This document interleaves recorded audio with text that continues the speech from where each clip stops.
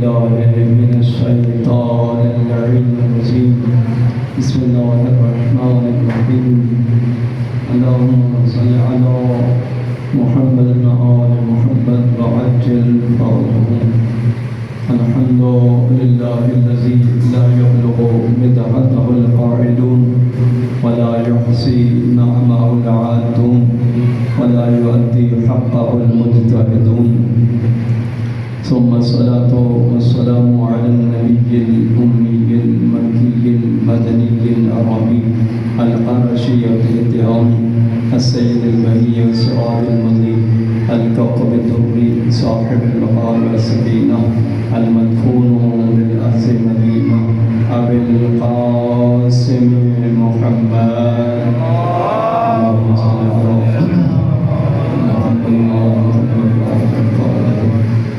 وعلى آله الطيبين الطاهرين المعصومين المظلومين المنتجبين ولعنة الله على أعدائهم أجمعين بشمال أما بعد بسم الله الرحمن الرحيم قال الله تبارك وتعالى في كتابه المجيد وفرقانه الحميد وهو أصدق الصادقين وقوله الحق وحرمنا عليه المنازل من قبل الصلوات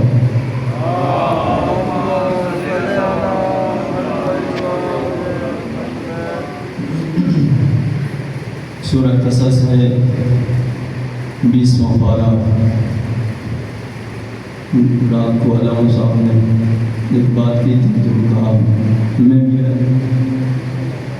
اسی سیدہ کے بارے میں سیدہ سکینہ بنت الحسین کے بارے میں رات کے علامہ صاحب نے خطبے کی سٹارٹنگ لی تھی تو میرا بھی دل کر رہا ہے کہ میں ابتدا سناؤں. وحرمنا علیہ المراضع من قبل.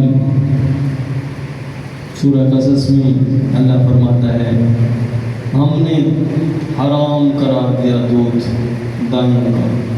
کس سے کہا؟ کس پر؟ موسیٰ علیہ السلام پر. مسلمان آج تک سوچ رہے ہیں اور عالمین کے سردار رسول کو دائیوں کا دودھ پلا رہے ہیں. قرآن کے خلاف ہے.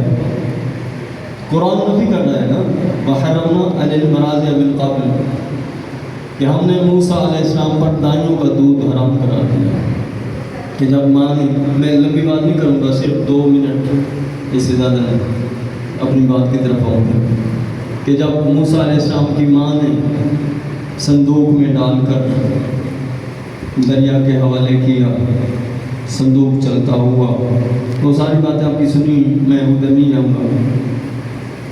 پہنچا فرعون کے محل کے سامنے جہاں اوپر بیٹھے ہوئے نظارہ کر رہے تھے فرعون بھی اور جناب آسیہ بھی. اور اسی مقصد کے لیے جناب آسیہ نے کہا تھا ایک دن بیٹھے بیٹھے اے فرعون ساحل سمندر پر میرے لیے ایک محل تیار کروا, میرے لیے ایک محل تیار کرا. کہا کیا کرے گی؟ کہا ساحل سمندر کا نظارہ کریں, سمندر کا نظارہ کریں. مقصد کیا تھا؟ مقصد یہی تھا کہ ادھر سے صندوق آئے گا, اس میں موسیٰ علیہ السلام ہوں گے, اس کو دیکھنا ہے. یہی مقصد تھا اور کوئی مقصد نہیں تھا. صندوق پہنچ گیا. اب فرعون آگے بڑھا, کہا میں اس کو پکڑتا ہوں, صندوق کو میں پکڑتا ہوں. فرعون نے ہاتھ آگے بڑھایا, صندوق پیچھے ہٹ گیا. صندوق پیچھے ہٹ گیا.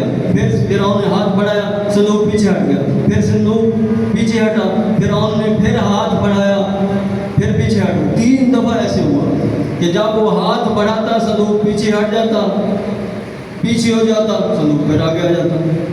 آخر کار جناب آسیہ نے کہا کہ پیچھے ہٹ, میں پکڑتی ہوں. ابھی جناب آسیہ نے آگے ہوئی, صندوق آگے آ گیا. پھر اس نے کہا کہ میں اس کو کھولتا ہوں, کیونکہ تالا لگا ہوا تھا, صندوق کو تالا لگا ہوا تھا اور چابی اندر تھی. کہا میں اس کھولتا ہوں، جتنی کوشش کی نہ کھول سکا۔ جناب آسیہ نے ہاتھ بڑھایا، صندوق خود کھل گیا اور جناب آسیہ نے بچے کو اٹھایا۔ اب بچہ لے کے محل میں گئی، بچہ ہے کہ رو رہا ہے، بہت زیادہ دائیوں بلائی گئی۔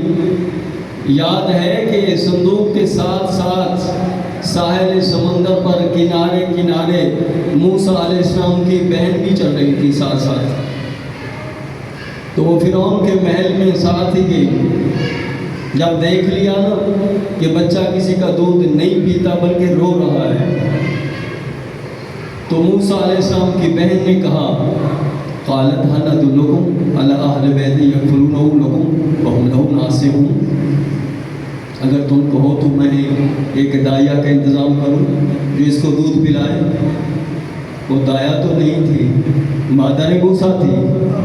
دوڑی دوڑی گھر گئی، ماں آ جا تیرے بخت کھل گئے، آ جا اپنے بیٹے کو دودھ پلا۔ تو مادر موسیٰ تشریف لائیں اور بیٹے کو گھر لے گئی۔ لوگ جو کہتے ہیں نا فرعون کے محل میں پلا ہے، یہ غلط ہے۔ فرعون کے محل میں نہیں پلا موسیٰ علیہ السلام، ماں نے پالا ہے۔ مگر قدرت خدا دیکھیں، اپنے بیٹے کو دودھ بھی پلا رہی ہے اور ادھر سے معاوضہ بھی مل رہا ہے، کیونکہ ان کو جناب آسیہ کا مقصد یہی تھا نا، فرعون کے ساتھ شادی کا مقصد یہی تھا، اس کے علاوہ کوئی مقصد نہیں تھا۔ فرعون الگ قوم کا، وہ بنی اسرائیل سے کہ موسیٰ علیہ السلام پر خفیہ ایمان رکھتی تھی، اس لیے یہاں اچھا تو دودھ ماں نے پلایا۔ اب میں جو بات کرنا چاہتا ہوں، مولا علیہ السلام تشریف لائے کعبہ میں، سنی ہوئی بات آپ کی، میں صرف مقصد کے لیے دہرا رہا ہوں، مگر ماں کا دودھ نہیں پیا۔ ایک ہی دفعہ سرکار رسول خدا کی زبان چوسی ہے، لسان اللہ قرار پائے، ایک ہی دفعہ زبان چوسی ہے۔ آگے بڑھیں، مولا حسین علیہ السلام نے ہمیشہ ہی ہر 8 بار بعد یا 2 دن بعد سرکار رسول خدا تشریف لاتے اور مولا حسین کو زبان چساتے۔ مولا حسین نے نہ کسی دایا کا نہ ہی ماں کا دودھ پیا ہے، لعاب رسول جب بھی چوسا ہے، لعاب رسول چوسا ہے۔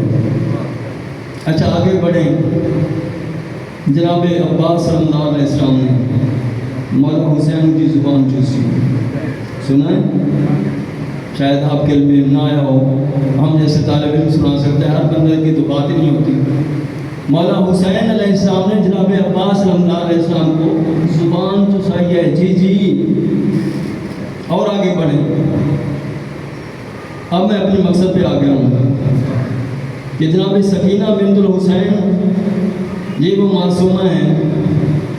2 دن گزر گئے، جناب رباب نے امام حسین علیہ السلام سے فرمایا مولا بچی نہیں دودھ نہیں پیتی، بچی دودھ نہیں پیتی۔ مولا تشریف فرمایا مجھے دو، بچی کو مجھے دو۔ مولا حسین علیہ السلام نے زبان چسائی ہے، جی جی۔ علامہ صاحب رات فرما رہے تھے نا، اتنا عظیم خطبہ کیوں نہ ہو، ایسا کیوں نہ فرمائیں لسان اللہ کی زبان چوس کر جو پلی ہو، وہ ہے معصومہ سیدہ سکینہ۔ اتنے درجات، بلندی درجات تبھی ملتے ہیں۔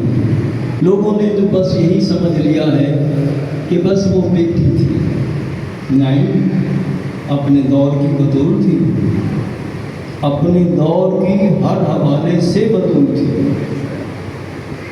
اسی لیے تو میں بس آخری بات کرتا ہوں، مسائل ایک جملہ کہہ کے کہ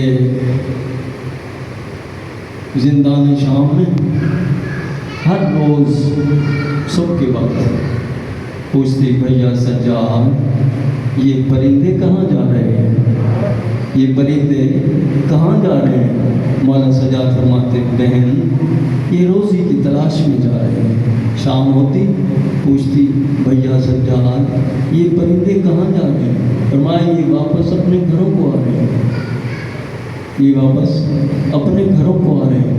پھر فرماتی بھیا ہم کب جائیں گے، ہم کب جائیں گے اپنے گھروں کو؟ فرماتے بہن سکینہ ہر کوئی جائے گا مگر تو نہیں جائے گا، ہر کوئی جائے گا مگر تو نہیں جائے گی. وہی سیدہ سکینہ تھی کہ وہیں مولا نے دفن کیا. وقت کا امام تھا. یہ ہستیاں مجبور نہیں ہوتی، اس کی اللہ کی رضا میں راضی ہوتی ہیں. تو اپنی بہن کو خود دفن کیا. اللہ رحمۃ اللہ علیہ وسلم